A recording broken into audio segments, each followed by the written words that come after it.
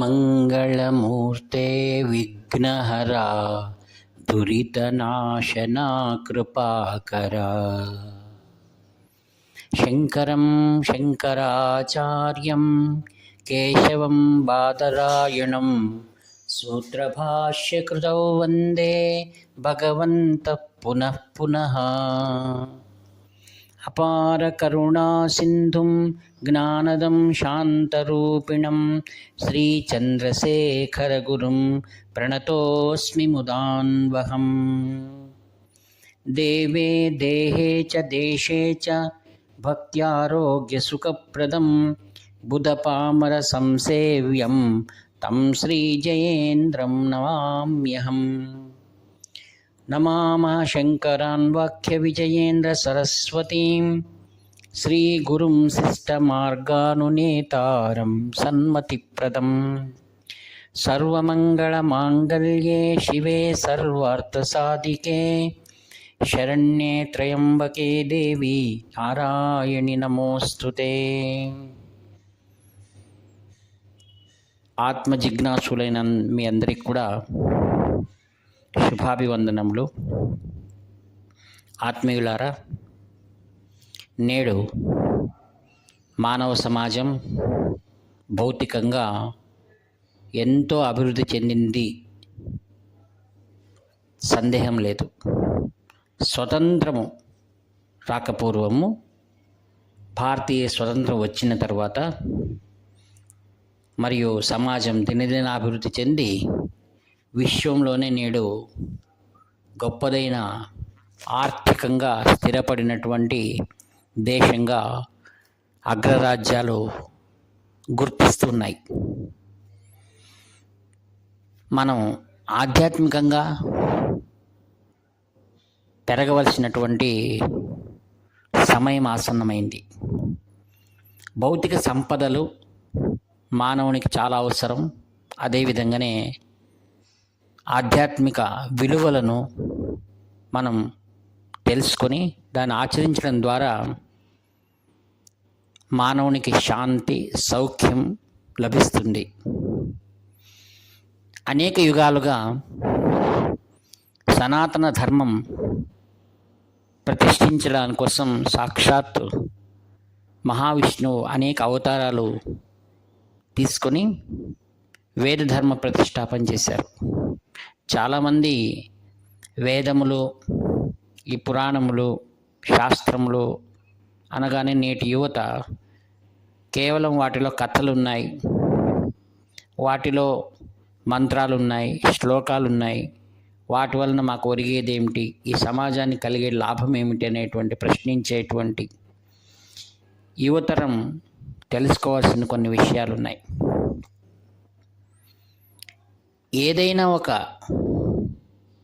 శాస్త్రం అది అనేకమైనటువంటి పరీక్షలకు లోబడి తదనంతరమే ఋషులు ఈ లోకానికి అందించారనే విషయం మనం తెలుసుకోవాలి. మన వేదముల్లో ఉన్నటువంటి విషయాలు, ఉపనిషత్తులో విషయాలన్నీ కూడా శాస్త్రీయంగా తర్కబద్ధంగా ఉన్నాయి అనేది మనం తెలుసుకోవాలి. మానవునిలో వచ్చేటువంటి వ్యాధులలో దేహానికి సంబంధించినది, మానసిక సంబంధం, బౌద్ధిక సంబంధం కూడా ఉన్నాయి. ఈరోజు కంప్యూటర్స్ యుగం మరియు చంద్రమండలానికి చేరుకున్నాం. అంతో ఇంతో ప్రతి సామాన్యుడు కూడా సుఖమైన జీవితాన్ని అనుభవిస్తూ ఉన్నాడు. ఇప్పుడు ప్రస్తుత సామాజికంలో అనేకమైనటువంటి దోషాలను, వాటి యొక్క దుష్పరిణామాలను కూడా మనం తెలుసుకుంటున్నాం. ఉదాహరణకు యాంత్రికంగా మనం అభివృద్ధి చెందిన ఆ యంత్రాలను ఎంతవరకు ఉపయోగించుకోవాలో దానికి అవధి మించి వాటిని ఉపయోగించడం, దాని ద్వారా దుష్పరిణామాలను నేడు సమాజం చవిచూస్తూ ఉంది. ఈరోజు యువతరం ఉదాహరణకు చరవాణి అనగా మొబైల్, దాని ద్వారా ఎంతటి విపరీత పరిణామాలను, వాటి ద్వారా ఎన్నో కుటుంబాలు ఎలా వీధిన పడుతున్నాయో మనం తెలుసుకోవచ్చు. భౌతిక సంపదలు వెంబడించి అందరూ కూడా తప్పు మార్గాలు నడుస్తూ అనేకమైన దుఃఖాలను మనం అనుభవిస్తున్నాం. ఇంకా కార్పొరేట్ సంస్థల్లో అయితే ముఖ్యంగా మాట్లాడే విషయం డిప్రెషన్. దాని నుంచి బయటికి రాలేకపోతున్నారు. డిప్రెషన్ అనేది ఇప్పుడు మాత్రమే ఉందా, మరి వెనకటి యుగాల్లో దాగి ఉండిందా అని ప్రశ్నించుకుంటే, మానవుని యొక్క మానసిక పరిస్థితి యుగాల నుండి ఒకే రీతిగానే ఉంది. అత్యంత ప్రభావమైనటువంటిది ఏదనగా మనస్సు. ఏకాగ్ర చిత్తంతో చేసేటువంటి పనులు అవి విజయాన్ని సాధిస్తాయి. ఏవైతే ఏకాగ్రత లేక చికాకు అయినటువంటి మనసుతో ఉన్నటువంటి చేసేటువంటి పనులు కూడా వారికి వ్యక్తిగతంగా అపాయం మరియు సమాజానికి కూడా దుష్పరిణామాన్ని కలిగిస్తాయి. ఉదాహరణకు ద్వాపరయుగంలో మనం గమనిస్తే యుద్ధ సందర్భంలో కురుక్షేత్ర రణ సంగ్రామంలో భగవద్గీత అనేటువంటి శాస్త్రం ఆవిర్భవించింది. అందులో ముఖ్యంగా చర్చించిన విషయం డిప్రెషన్, మానసిక అశాంతి అర్జునుడు అనుభవించాడు. నేను యుద్ధం నుండి మరలుతున్నాను అన్నాడు. ఆయన చెప్పిన మాటల్లో భగవద్గీతలో సాంఖ్యయోగంలో చెప్తున్నాడు, నేను నా బంధువులను వధించలేను. అది ఎవరిని? గురూన హత్వా హి మహానుభావాన్ శ్రేయో భోక్తుం భైక్ష్యమపీహ లోకే హత్వార్థ కామాంస్తు గురూని హైవ భుంజీయ భోగాన్ రుధిర ప్రదిగ్ధాన్.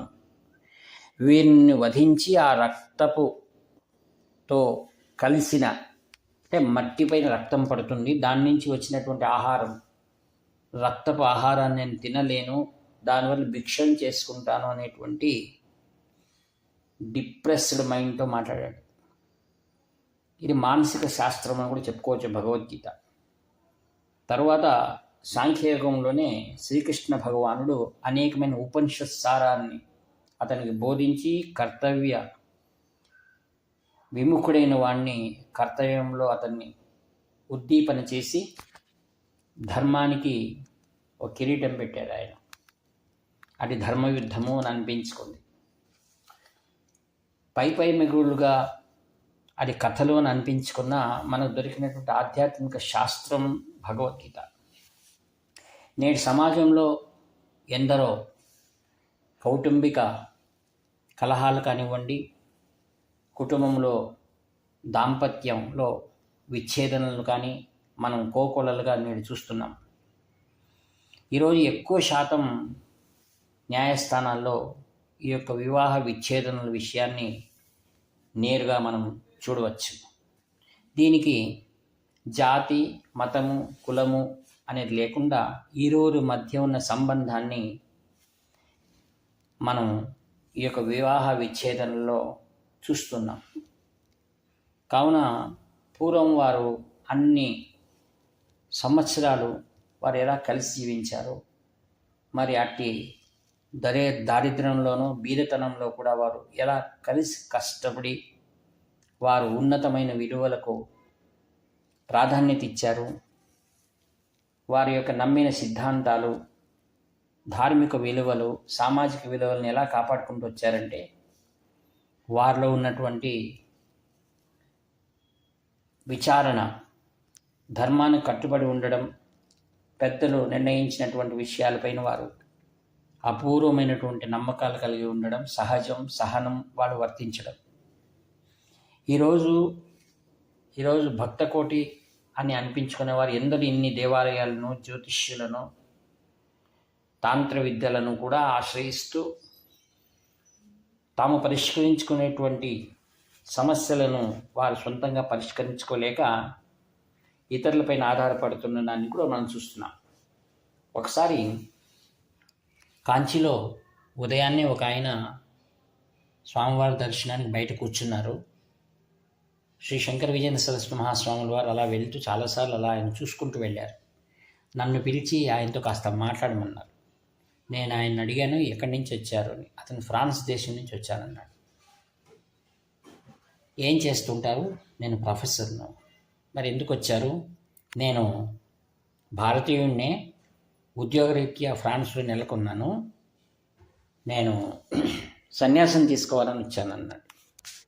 నాకు ఒకసారి ఆయన ప్రశ్నించాను, మీ భార్య మీతో విడాకులు తీసుకుంటుందా, అయితే లేకపోయిందా, ఎవరితో అయినా వెళ్ళిపోయిందా అని. మీరు ఎలా గుర్తించారని. ఉన్న విషయం అదే, మానవుడు ఎందుకో ఒకేసారిగా డిప్రెషన్ అయ్యి సన్యాసం తీసుకుంటాను అంటే అర్థం ఏమిటి? భార్యతో అతను జీవించలేకపోతున్నాడని అర్థం. ఇంకా పర్యాయంగా అతను సన్యాసాన్ని అతను కోరుకుంటున్నాడు. స్వాములు వారితో చెప్తే అతనితో ఒకసారి అడుగు, పూర్వం ఏదైనా సామాజిక కార్యక్రమాలు చేశాడా, ఏదైనా గ్రంథాలు చదివాడా, ఏదైనా తెలుసుకున్నాడు. అతను అడిగాను, నేను ఎప్పుడూ కూడా సమాజాన్ని గురించి నేను ఆలోచించలేదు, ఎప్పుడు సమాజం కార్యక్రమాలు ఎప్పుడు నేను చేయలేదు, ఏ గ్రంథాలు ఏ శాస్త్రాలు చదవలేదు అన్నాడు. అప్పుడు ఆయనకు అన్నాను, మీరు దయచేసి సమాజం పైన దృష్టి పెట్టి సామాజిక కార్యక్రమాలు చేసి సమాజంలో ఎన్ని బాధలు ఉన్నాయో మీరు తెలుసుకోండి. అప్పుడు మీకున్నటువంటి బాధ అది చాలా సామాన్యం అన్నారు. దీనికి ఒక కథను మనం ఇక్కడ ఉదాహరిస్తూ తెలుసుకోవాల్సింది ఉంది. ఒకసారి కబీర్ దాస్ ఒకరిని కలవడానికి ఒక పెద్ద వ్యక్తి వచ్చారు. వచ్చి స్వామి ఆయన కబీర్ని దర్శించుకున్న తర్వాత అది ఇది పిచ్చాపాటి మాట్లాడుతూ కబీర్ అడిగాడు, మీరు ఎందుకు వచ్చారండి అని. ఎందుకోనండి, నా భార్యతో నిత్యము నా గొడవ, నేను చెప్పింది ఆమె అస్సలు వినదు, ఆమె చెప్పింది మాట నేను వినటం లేదు, ఇదొక్కటే సమస్య, మాకు సంపదలు అన్నీ బాగానే ఉన్నామనగా కూర్చో కొంతసేపు అన్నాడు. కొంతసేపు అయిన తర్వాత తన మంచి మధ్యాహ్న సమయం అది, భార్యను పిలిచాడు, ఒక దీపం తీసుకొని రా అన్నాడు. ఆమె లోపలికి వెళ్ళి ఒక దీపం తీసుకొచ్చి ఆయన ముందు పెట్టింది. కబీరు ఆ దీపంలో పుస్తకం చదువుతున్నాడు. ఈయన వచ్చినవాడు, కబీర్ ఏం పిచ్చివాడా ఏంటి, ఆయన గురించి ఇంత గొప్పగా చెప్పుకుంటారు, ఇంత వెలుతురులో దీపం తెమ్మని చెప్తాడేని. ఏమిటి స్వామి ఇది అనగా కొంచెంసేపు ఉండు అన్నాడు. తర్వాత లోపల నుంచి మరి ఒక్కసారి భార్య అడిగింది, ఏమండి పాలు సిద్ధంగా ఉన్నాయి తెచ్చిస్తున్నా అని. తెచ్చివు అన్నాడు. పాలు తీసుకో, 2 గ్లాసుల్లో పాలు తెచ్చింది ఆమె. ఈయన ఆ పాలను గట్టగట్ట తాగి పక్కన పెట్టేశాడు. మీరు తాగండి అన్నాడు. ఆయన తాగుతూ ఒక్కసారి లోపల వేసుకుని దాంట్లో ఉప్పు వేసి ఉంది, బయటికి వెళ్ళి దాన్ని ఉంచి ఉమ్మేసి వచ్చి ఈయన చూస్తూ ఏంటండి అన్నాడు. అట్లనే భార్య లోపల నుంచి అడిగింది, చక్కెర సరిపోయిందా అండి అంటే, కొలత ప్రకారం వేసావు, చాలా రుచిగా ఉంది అన్నాడు. ఈయన అనుకున్నాడు, కబీర్ పూర్తిగా వెర్రివాడో పిచ్చివాడో అనుకుని నేను ఈయన దగ్గరికి వచ్చాను నా సమస్య పరిహారానికి అనుకొని. ఆయన అన్నాడు, ఏంటండి ఉప్పు వేసింటే చక్కెర వేసింది అనుకుని అంటే, ఇప్పుడు నీకు తెలిసిందా, నేను ఇంత వెలుతురున్నా కూడా దీపం తెమ్మన్నప్పుడు ఆమె ఏమైనా అందా, ఏమయ్యా నీకు వెర్రినా, ఇంత వెలుతురులో కూడా దీపం తెమ్మని చెప్తావే అని ఆమె ఏమైనా అనిందా? అలానే ఆమె మర్చిపోయి చక్కెర బదులు ఉప్పు వేసింది, నేను ఏం పిచ్చిదానా ఉప్పు వేసావని నేనేమన్నా అన్నానా? నేను సర్దుకున్నాను, ఆమెను సర్దుకుంది. అందుకే మానవ జీవితంలో సంసారం సుఖంగా ఉండాలంటే ఒకటే, సర్దుకుపోవడం, తెలుసుకోవడం, తర్వాత తెలియచేయడం. ఇలా ఉంటే దాన్నే నిజమైన జీవితం అంటారు, దాన్నే భార్యాభర్త అనుబంధం అంటారు. వివాహాల్లో చెప్పిస్తున్నారు కదా, ధర్మేచ అర్థేచ కామేచ నాతి చరామి నాతి చరితవ్య అని మాట ఇచ్చి ఈరోజు మనం వెనక్కిపోతున్నాం. శ్రీమద్ రామాయణంలో సీతమ్మ వారిని తీసుకురావడానికి జీవితాంతం కష్టపడినటువంటి శ్రీరాముల వారి కథను మన రామాయణం మనకు తెలియచేస్తుంది. ఈ విధంగా సన్యాసి కావడం అంటే అంత సులభమైంది కాదు, ఎంతో త్యాగం చేయాలి. సమస్త సంసారాన్ని కూడా త్యాగం చేసే వారు మాత్రమే సన్యాసులు కాగలరు. ఈ వాక్పుష్పములను మనం తెలుసుకోవాలి, జీవితంలో మంచి మార్గాన్ని వెళ్ళడానికి ప్రయత్నం చేయాలని చెప్తూ సుమధురమైనటువంటి ఈ యొక్క పుష్పములన్నీ కూడా శ్రీచరణ్ వారి దివ్య చరణములకు సమర్పించి సెలవు తీసుకుంటాను. ఇట్లు మీ ప్రియతమ నివర్తి నాగభూషణ శర్మ. హర హర శంకర.